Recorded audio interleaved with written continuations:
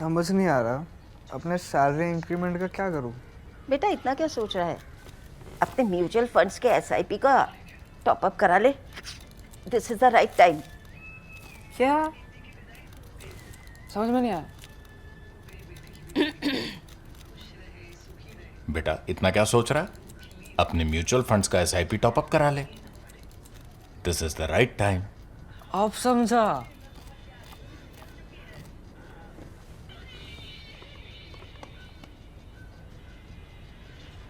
Mutual fund investments are subject to market risks. Read all scheme related documents carefully. So it was almost a week ago that Israel launched its Operation Rising Lion against Iran. And the big strategic objective there was to prevent Iran from developing a nuclear weapon, which, according to the IAEA report published towards the end of May, mentioned that Iran was merely a few days away from it, or maybe a few weeks away from it. This is the big objective of this particular operation, which has been ongoing. And you bring in Donald Trump and the situation becomes interesting. Why? Because it was Donald Trump that walked away from the original JCPOA in 2018, saying that 20% enrichment is too much. And now Iran, according to the reports, officially is at 60% of enrichment. And Donald Trump wanted to have another deal in Oman. But before that, Israel launched the operation. The situation becomes more interesting because Donald Trump was in Canada during the G7 proceedings. He left it midway and came back to DC and writing on Truth Social to Iran for unconditional surrender. What does that mean?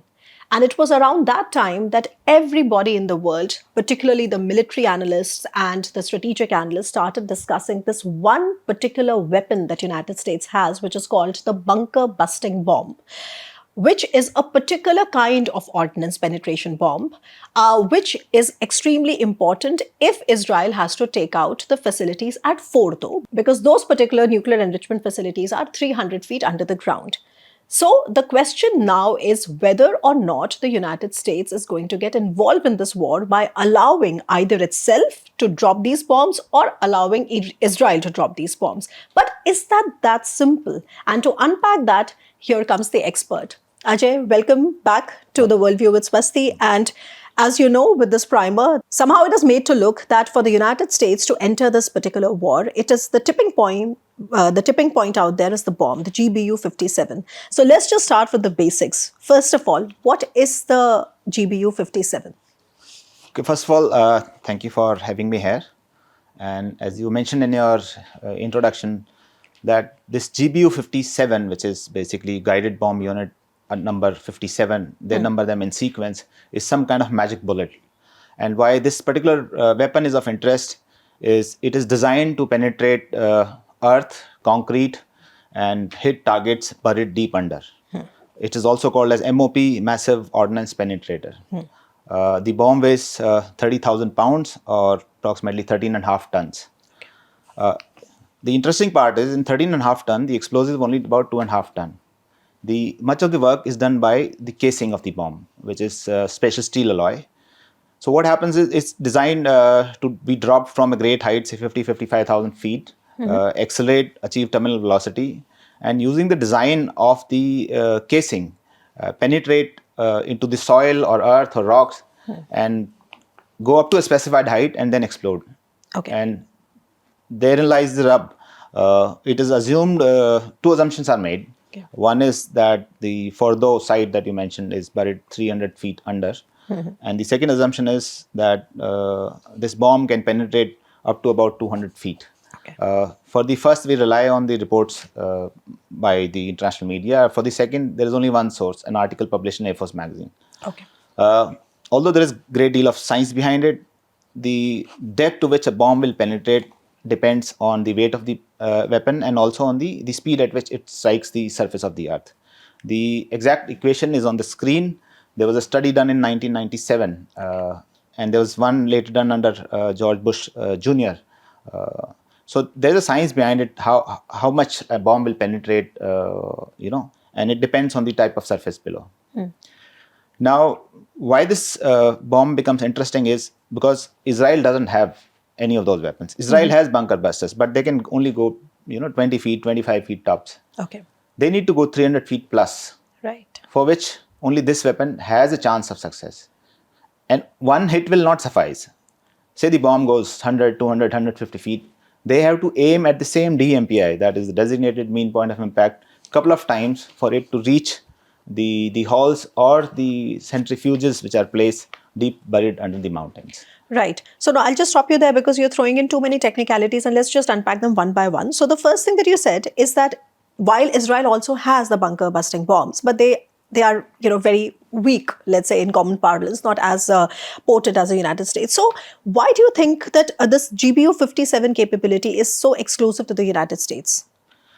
So this idea of taking out targets in cave complex came from Gulf War initially, when Saddam was reported to hide his weapons deep underground, and secondly when the US-led forces attacked stuck targets in Afghanistan. Okay. Taliban was known to maintain their bases in caves.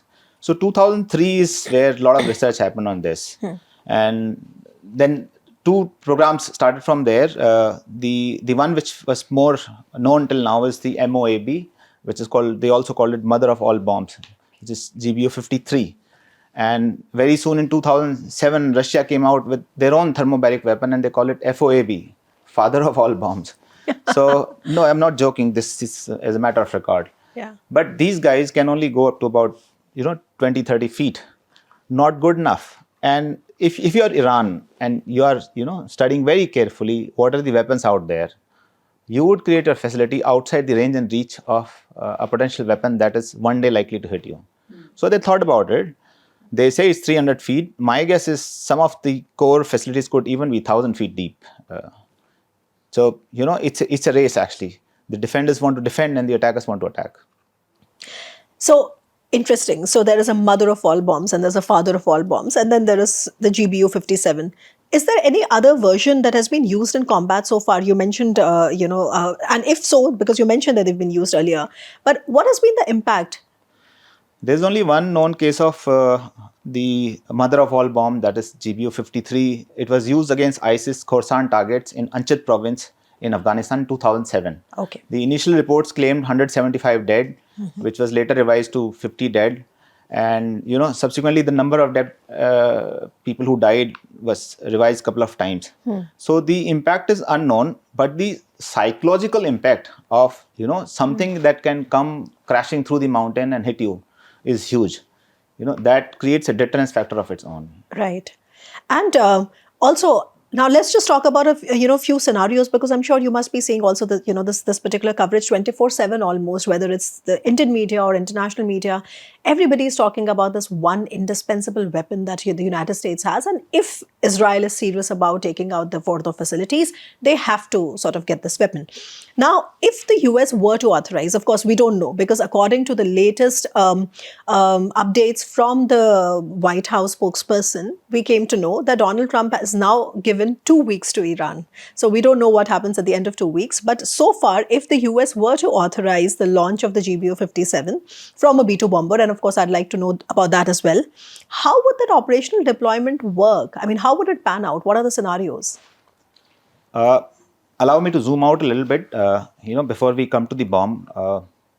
Let's very briefly and quickly see why Israel, went to war. The whole idea was to not let Iran have a bomb. Yeah. So obviously the primary aim is to destroy Iran's ability to make a bomb. If they cannot destroy, then at least degrade by hitting facilities that are enriching uranium. And if not, then at least delay the whole program. So from Israel's point of view, anything that participates in enriching uranium is a critical target to be hit. Fordo is a special facility for enriching uranium. As per IAEA figures, Iran has about 9.5 tons of enriched uranium in various percentages. But the uranium of interest, uranium U-235 isotope of interest is just about 400 kg. And here's the interesting part. They don't have control over this 400 kg. Right. It is at a facility called Isfahan and under IAEA safeguard. There are IAEA inspectors who have a lock and key to those that uranium. Okay. Now, Fordo is reportedly being used to enrich it from 60% to greater than 80-85%. Yeah. That will make it weapon grade Yeah, uranium. yeah. 90% is the objective there, huh? So 90 is a sweet spot, but anything above 80, you can put it in a weapon. And in fact, anything above 60, you can put it in a crude weapon. Only thing, the weapons become more sophisticated as you go higher enrichment level. So if I am Israel, I need to take out that facility. Okay, I also need to take care of the 400 kg that is already lying enriched. If I am Iran, I need to protect those equipment that give me enriched uranium. And I also need to protect the knowledge, people who can do it for me. So now in this whole sequence, Israel could destroy whatever they could see, like Natanz is gone and any other facility they have already been stuck. They have attempted striking it further by anything that is above ground. But to take out those centrifuges, which are spinning even now, those 2 weeks can allow Iran to, in a month, they can create about 20 to 25 kg. So if they get a month, they would probably have enough enriched uranium for an unsophisticated nuclear weapon, if not a very sophisticated one. And something that I'm assuming that they're not handing over any enriched uranium to IAEA anymore now. So it's a ticking clock. Israel would like to do it yesterday. With President Trump offering 2 weeks to Iran, it creates a little bit of problem in their calculus. Now let's come to this weapon. Say the 2-week deadline ends and Iran has not agreed to whatever Mr. Trump wants it to. They need to take out Fordo post haste, for which this bomb will be required. It's a very special weapon. Not everybody can make it. And they also wanted it to be carried by a stealth aircraft. So B-2 was the aircraft of choice. Unfortunately, B-2 is aging. There are only about 20 serviceable B-2s in service. And the B-2's bomb bay was the bay in which the bombs are carried, but designed to carry only 20,000 pounds. So they had to modify. So my guess is about only 10 to 12 B-2s are modified to carry this 30,000 pound monster. B-2 can carry 2 of them. And it's very expensive. Each bomb cost $20 million. So You mean the GBU 57? Yes. Okay. And for context, the F-35 cost 100 million. So 5 of this is equal to one F-35 and 2 of these equal to one LCA Tejas. Very expensive. Only one type of aircraft can drop it. Israel doesn't have it. If they had it, they would have done it already. So to get to Fordo, they would need US involvement and only this specific type of aircraft and only certain kind of mission profile. Yeah, so interesting. So, I mean, basically what I gather from you, and correct me if I'm wrong, is that it really, there is so much more than what meets the eye, because it's not just about, US authorizing somebody, and there is a whole host of technicalities involved. And also, I'm intrigued, is one bomb going to be enough for really taking out an enrichment facility in Fordo, or how many bombs are required, and how does that work? See, very interesting question.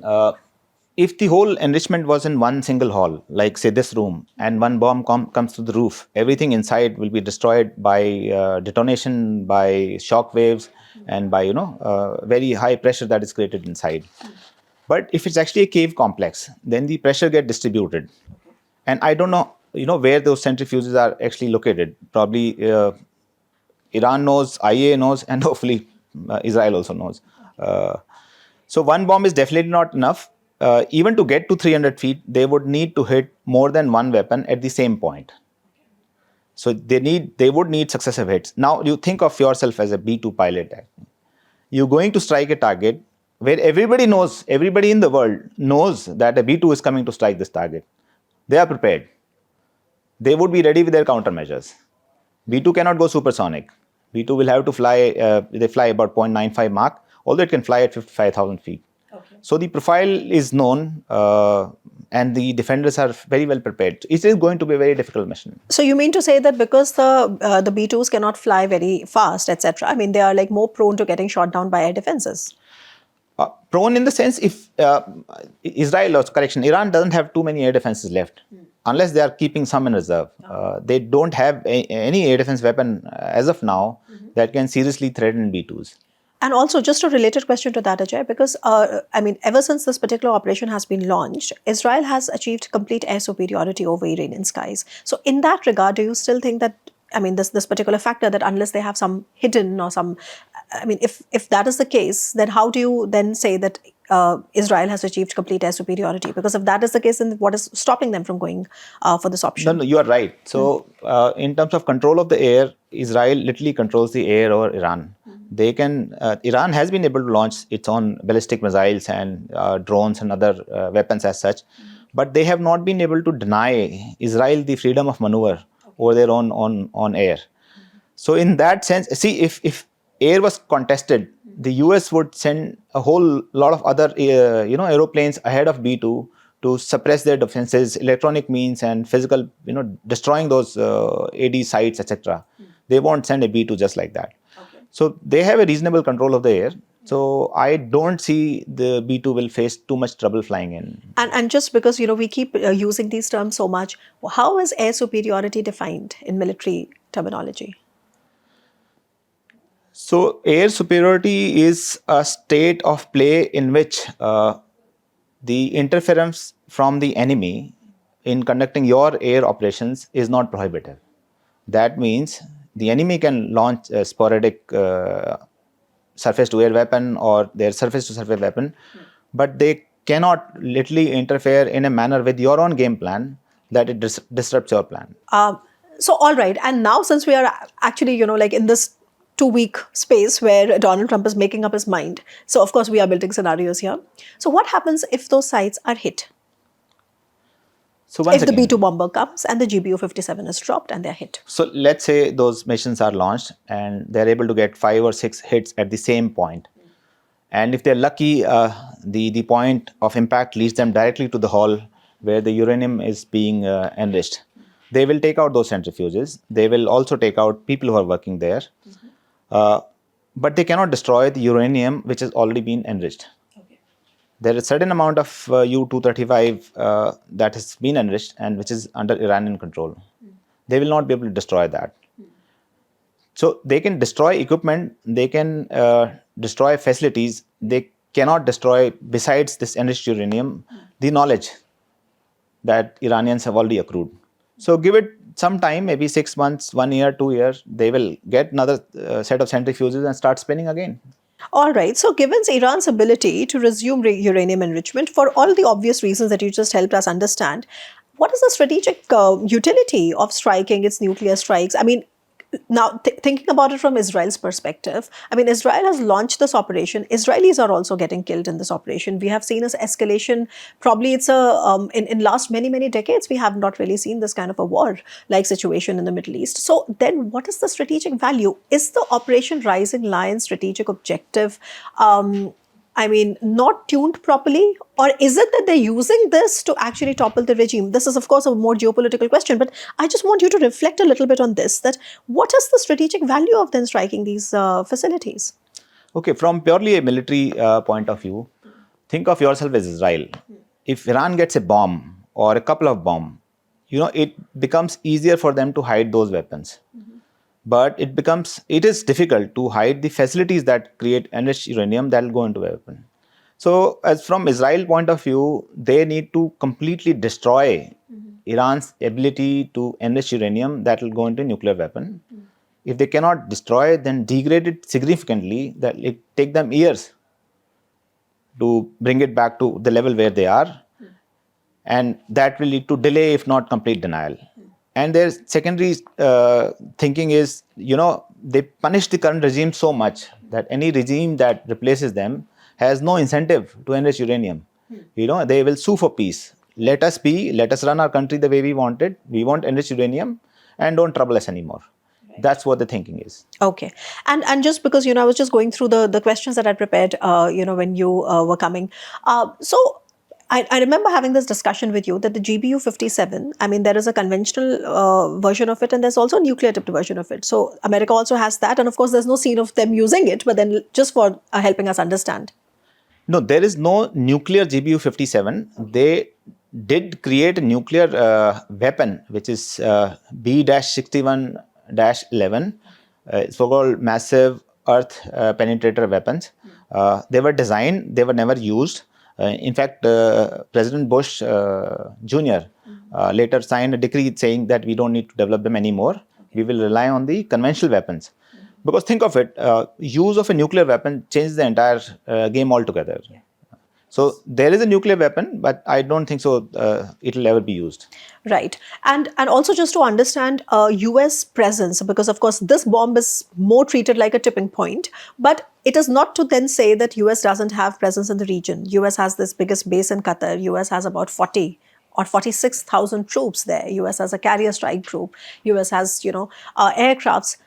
I mean, help us understand what exactly is the level of US deployment currently in the Middle East. So US has built up a very, very formidable and sizable military presence in both air, land, sea in the region. They are ready. And, specific to this weapon, there is a famous dialogue in certain movie which says, you say it best when you say nothing at all.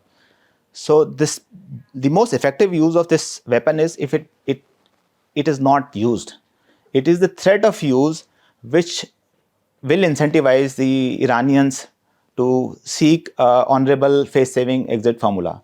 Because if they lose Fordo, they will lose this capacity or ability to enrich uranium for many, many years. So it is the threat of use. If it has to be used, then Iran would most likely target American bases in Iraq because they are well within their reach. Right now, when they fire their ballistic missiles at Israel, they have to overfly Iraq, Syria, and Jordan, and it gives them plenty of time to shoot it down. But the bases in Iraq are closer and they're more vulnerable. Okay.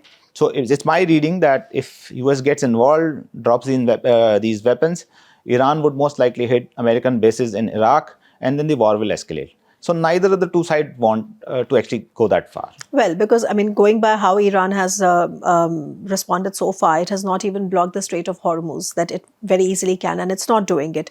It has not been receiving any help from its so-called allies anyway. So it is a moment of strategic loneliness for Iran. And but just, I would want you to continue with all other deployments that the United States have in this region. So it has bases, yes, but what other things just make it so? When you say that they're ready, what different kind of deployments are there? So they have two carrier battle group in the Arabian Sea or Persian Gulf or whichever way you call it. The CENTCOM headquarters in Qatar, and a lot of CENTCOM assets are in the area. They've been causing up to Pakistan recently because access to Pakistani bases, Pakistani airspace makes their life much easier. You can carry more weight of attack if you do it from land than you can do it from sea. And basically, they're placing their assets all around Iran should they have to go it. They would want Israelis to take the lead.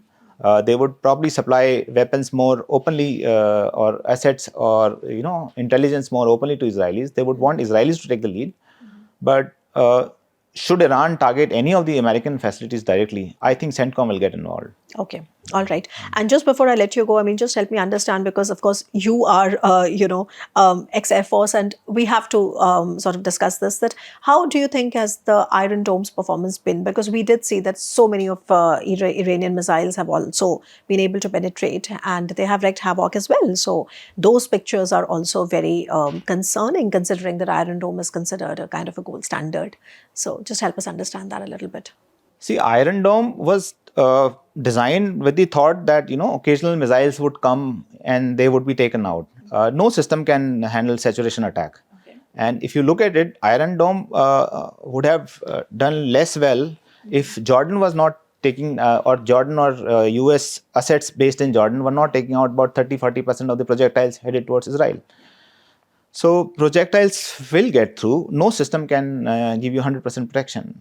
And I'm asking this question particularly because there are so many queries that we keep getting about, comparing this particular experience with what we just recently had, and, comparing the performance of our Akash defense systems, the Akash air defenses or the Akash Tir, for instance. So would you also just, quickly, of course, this is not the major part, but just quickly help also the viewers understand in what comparative sense can you make sense of these two experiences in a parallel way?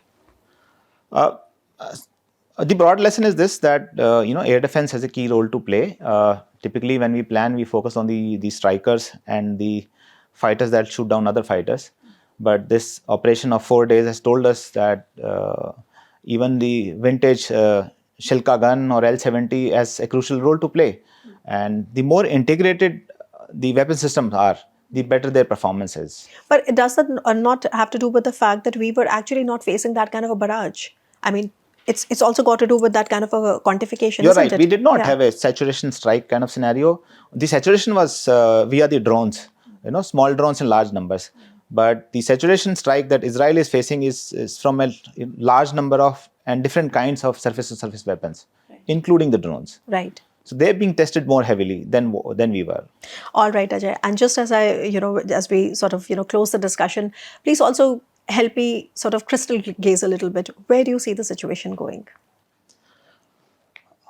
Okay, I think Iran is looking for a honorable, face-saving off-ramp. Okay. And if they get it, they will take it. As I said before, you can strike at the facilities, you can bring down the structures, but you cannot eliminate knowledge. So Iran will have the latent knowledge, and if they want to, they can again go back to those enrichment levels, and they can, if they want to, they can create a bomb, if not now, 10 years later. But if you create incentives for them that you don't need a bomb, you remove the threat, you create a scenario where they don't need a bomb, then there'll be more lasting peace. So, fundamental question, why does Iran need a bomb? Well, why does Pakistan need a bomb, or why did India need a bomb? Because Pakistan and India Iran, nobody is touching the territory of Iran, right? Iran is thousands of kilometers away from Israel. The larger geopolitical question within Middle East was to normalize. That was from where I2U2 was coming, the strategic quadrilateral, where India and US were parts with UAE and Israel. This was the entire basis on which a connectivity corridor such as IMEC was coming up. So what is it that threatens Iran? I mean, is this not a fundamental question? I will defer to a famous scholar called Thucydides. He once said, strong will do what they want and weak will suffer what they must. All so right. Israel can have a bomb and not a problem, and Iran can't have. That's how the world works. Yeah. All right. On that note, thank you so much for taking the time out and also helping us deconstruct and demystify. I think it's been important because Ajay has helped us demystify this entire narrative about this indispensable weapon that only the United States has. And this weapon is going to be a game changer, at least as per the discussions that we are hearing. So this demystifying also helps us understand that the ground situation could be very different when it comes to operational details and the military strategies. So thank you, Ajay, once again. It was wonderful having you. Thank you. Thank you for having me.